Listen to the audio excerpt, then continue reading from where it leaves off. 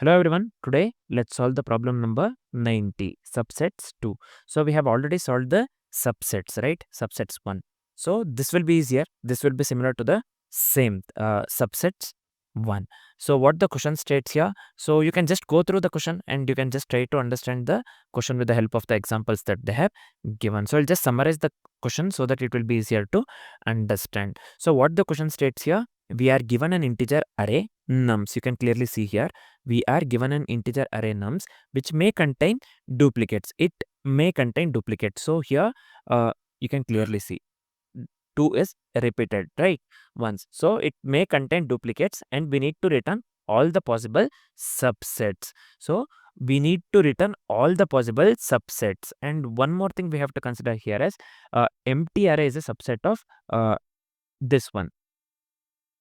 The array of elements that they give here. We have to include empty array for within every array, right? So that they have given as example.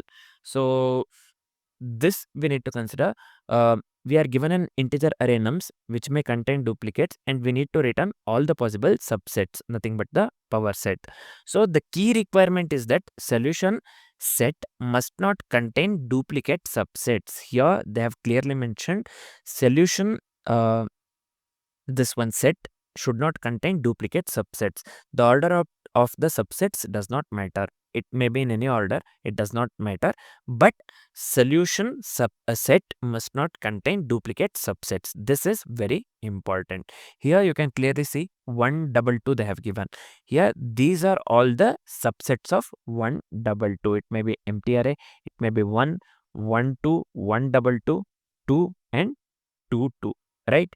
So only one thing that we have to keep here in mind is solution set must not contain duplicate subsets and order may be order of the subsets does not matter, right? So these two things let's keep in mind. So as usual, I hope the question is clear. As usual, let's discuss the approach followed by edge cases and then finally write the code and discuss the complexities of the code that we have written. Initially, let's go with the approach. So let's discuss the approach step by step. First thing here is we'll be making use of the backtracking. The first step here is we will sort the array to handle the duplicates easily. So what we'll be doing here, we will be sorting the array. So to handle the duplicates easily, right? So we'll be sorting the array, first step. Second step is we will be making use of backtracking. So or backtrack. So we'll be making use of backtracking here to generate all the subsets. So to generate subsets, we'll be using the backtracking. First, we will sort the array. Second step is we will use backtracking to generate subsets. And what will be the third step here? We have to avoid the duplicate subsets. We have to avoid the duplicate subsets here. They're strictly mentioned in the question, right? We have to avoid the duplicate subsets here. So we have to avoid the duplicate subsets by skipping duplicates element in the loop. This one we have to keep in mind. Third step, we have to avoid duplicate subsets by skipping duplicates elements in the loop. Final step is we have to store each valid subset in the result array. We have to store each valid subset, right, in the result array.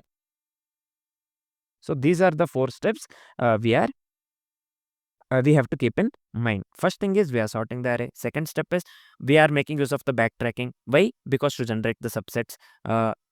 And third step is we have to avoid the duplicate subsets that they have clearly mentioned in the question, that we should avoid the duplicate subsets and by skipping the duplicate elements in the loop. Final step is we have to store all the generated subsets, right? I mean each valid subset we have to store somewhere, that we'll be storing in the result array. So I hope the approach is completely clear. This is the approach that we'll be going with. Let's dry run the first example accordingly with the approach, right, that we considered here. So the first example they have given in the question, that itself I'll consider. They have given in this case, sorry, what is happening here? 1, 2, 3. This is fine, right? So, or let me consider the duplicate element with the duplicate element 122. Sorry, they have given 122, right? Not 123 here.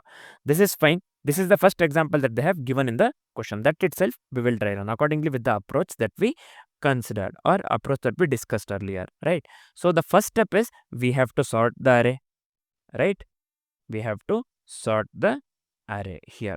So what we will do, first we will sort the array to handle the duplicates properly. Here we know that one thing here, nums 1 to 2 is already sorted right here in this case. In this case, for this example, the numbers the nums, sorry, what did I yeah, it's fine. Here the nums array is already sorted, elements within the array are is already sorted. Second step is we have to start backtracking. Second step was backtracking itself, right? So let's see what we will do here. So we start with an empty subset. Always just keep this in mind. We have to start with an empty subset and explore all the possible combinations and explore all combinations here further, right? Yeah. While skipping the duplicates, this one we have to keep in mind. We have to start with the empty subset and explore all the possible combinations while skipping the duplicates. This one I have explained in the question as well. Empty subset we have to consider at any cost when we are dealing with, or when we are dealing with the questions like subsets too. Empty array is a subset of the array of elements that they have mentioned, right? So this we have to consider at any cost. So we will be starting with an empty subset and explore all the all the possible combinations while skipping duplicates. Third step here is, let's move on with the next step, nothing but the recursive backtracking here. So let's start with the within the third step. Let me consider here we have to start with the empty subset. This is one thing. We will start with empty set. First thing, similar to the problem that we have solved, nothing but the subset one. So we had considered include and exclude, right? That's what we'll be going with the two conditions here. One is include and one is exclude. First thing is we have 1 2 2. So we will include 1. First we start with the empty subset. Let's go with the 1 here. We are including 1 in this step. So third one, we are including 2. The next element here is 2. We are including 2 here. Now this becomes 1 comma 2, right? So now after this one we have to include 2 again, because the third element here is 2, right? So this will be 1 2 2 here, you can clearly see. Fifth step, we are ignoring this one. We have to exclude the, because now three elements we have covered, right? 1 2 2, these all the three elements are covered. Now what we will do, we have to exclude the second 2, nothing but 2, because duplicate is found, right? We are excluding 2. Now this becomes 1 comma 2. Exclude, we are not considering this in the output, so I'll just write it for the understanding purpose. This will be 1 comma 2. Now exclude the second 2, back to this one, 1 comma 2. Now we have to exclude 1, because we have to backtrack here. Exclude 1. After removing this one, we have to exclude 1. Now this will be 2 here, right? So now in the next step we have to start with 2. Now we are including 2 here. This is one of the this one subset.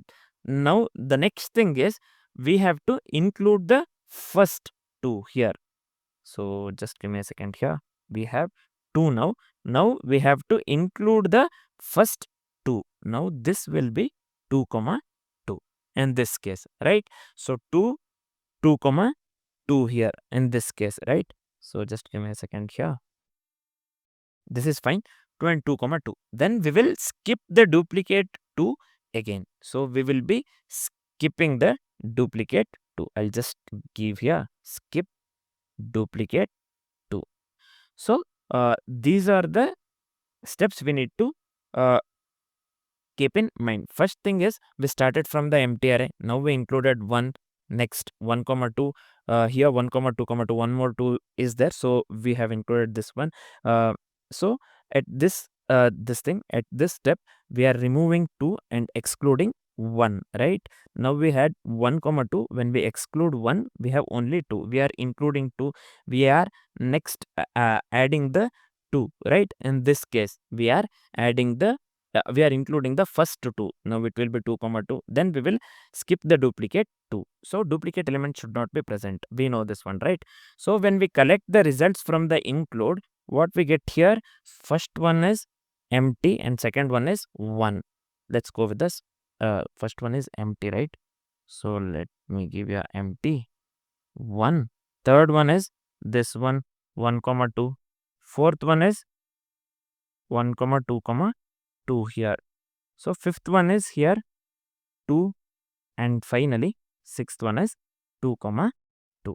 So this is the output that they have given in the question as well. So the output matches this one. So the approach works absolutely correct, right? In this case. So I hope the approach is completely clear along with the example that we have discussed here. This one, right? I hope the approach is completely clear. Let's discuss the edge cases one by one. So here the first edge case that we are considering here is all unique numbers. Let's consider here all unique numbers, right? This is fine. The example that I'll be considering here is input. Let's consider all the unique numbers we need to consider here, right? 1, 2, 3. So output here will be empty subset. So 1, 1 comma 2 here, 1 comma 2 comma 3 here, this one, 1 comma 3, 2, 2 comma 3, and finally this will be 3. So you can just dry run the same thing, this example, in the same way that I showed for the example 1 in the question. Previously we had discussed the same thing, right? You'll get this output, right? I'll not be showing this one again. The video becomes lengthier actually. So let me go with the second second edge case. So let's consider here for the condition all numbers are same in this case. For this case, right? All numbers are same. Let me consider the input here, nums. All the numbers should be same here, right? Let me consider here 2 thrice. So the output will be here empty array, empty subset, here 2, 2 comma 2, and 2 comma 2 comma 2. So this is fine. This will be the output. Again I'm telling you can dry run this one example that I'm considering in the same way that I had showed for the example that they have given in the question. Previously we had discussed the same thing, right? Accordingly with the approach you can dry run in the same way. Let's go with the third edge case, nothing but numbers in decreasing order. Let me consider here numbers in decreasing order. So this is fine. When I say numbers in decreasing order, we are considering the input nums here 3, 2, and 1. This is fine. Decreasing order they have given, right? I'll just consider 3, 2, 1 in this case. We will be sorting the array. Now it becomes 1, 2, 3, and the combinations for 1, 2, 3 here. This one, same thing, the same output we get here, right? Same as first, same output as first edge case. So this is, I hope this is clear, right? Number is decreasing order. So I hope this is clear. So the fourth one is negative numbers. So we have to consider the negative numbers in the input. So I'll just give here nums -1, -1, 2. So the output here will be empty subsets starting from the empty set here. Empty subset -1, -1 comma -1, -1 comma 2 here, and this will be -1, -1, 2, and 2. This is fine. This will be the output, right? So this will be the output for the example that we have considered. So this is for the condition negative numbers, and we will let's move on with the final edge case, nothing but single element repeated here. Single element repeated. This is for the final edge case or the fifth edge case. For the condition single element repeated. When I say single element repeated here, let me consider any number. So I'll just consider 0 in this case. This is fine. So the expected output will be here. This one initially we have to start with the empty subset, right? So I forget this one. This is fine. 0. This is fine. Finally, 3 zeros we can consider here. I hope this is fine. The output will be this one for the input example that we have considered, this one, right? I hope this is completely clear. The first edge case that we considered here is for the condition all unique numbers. Second edge case was for all numbers are same. Third edge case was for numbers in the decreasing order. Fourth edge case is for was for negative integers. Final edge case we considered for single element, that is repeated. I hope all the edge cases are clear. Now let's start writing the code. So now let's start writing the code. Initially, we had discussed first thing is we have to sort the array to handle the duplicate. So we have the nums array. Let's sort this one in the ascending order. I'll just consider here a comma b, a minus b. This is fine. We are just sorting this one in the ascending order. This was the first step. And step 2 is that we have to initialize the result array. We have to store the result somewhere, right? So for that one, we have to initialize the result array and we have to get the array length. So I'll just give here result equals empty array and n equals nums dot length. We are just getting the array length here in this case. This is fine. We can just give it here itself. This is fine. So next step is let's define the backtracking function. So I'll just give here as usual. Let's consider backtrack here, comma path. So these are the parameters that we are passing, I and path. So for this, we have to push the current subset to the result. First step, right? We have to push the current subset to the result. For that one, to add, I'll be making use of the push. So result, we have this one, result dot push. Where we have to push? We have to push to the result. So we have path here, right? This one. So let's make use of the spread operator here within the array. So I'll just give here path. So this is fine. We are just pushing the current subset to the result. Next, let's go with the iteration. Nothing but here we are iterating over the elements starting from the index I. So I can just write in this way, right? J equals I, j less than n, and let's increment the j. This is fine.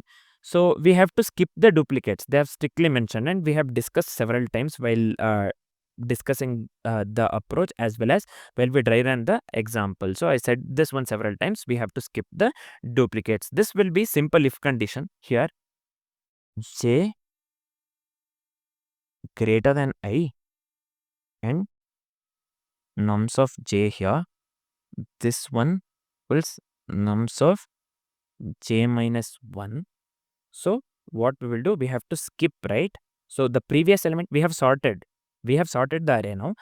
If the current element matches the previous element, if the current element is same as the previous element, then it is a duplicate, right? So then we will skip that one by making use of the keyword continue, right? I hope this is clear.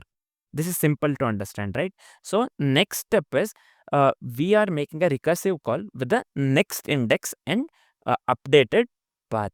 So this is simple. We are making use of the recursive.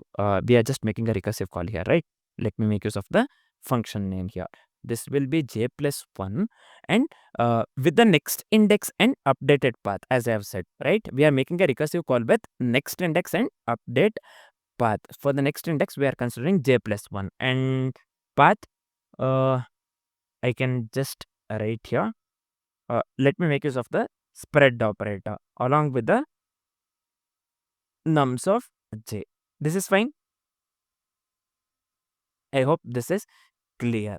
So next step here is we have to start the backtracking with an empty subset initially. We know that one, right? So let me come out of the backtrack function completely or entirely. So here, what am I doing here? We have to start the backtracking with an empty subset initially. So I'll just give here 0. We are starting with the 0th index and we are starting from the we are starting with an empty subset in the 0th index here. So I'll just give here 0 and empty array.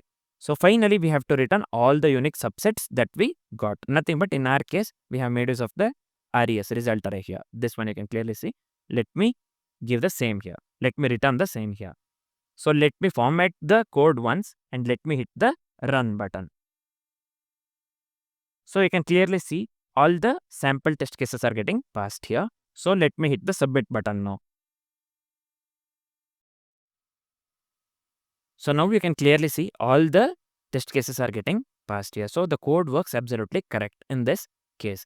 So let's quickly discuss the complexities of the code that we have written. So the approach that we went with here is recursive backtracking with sorting, or we can just call this one as backtracking, right? This is fine. So what will be the time complexity here?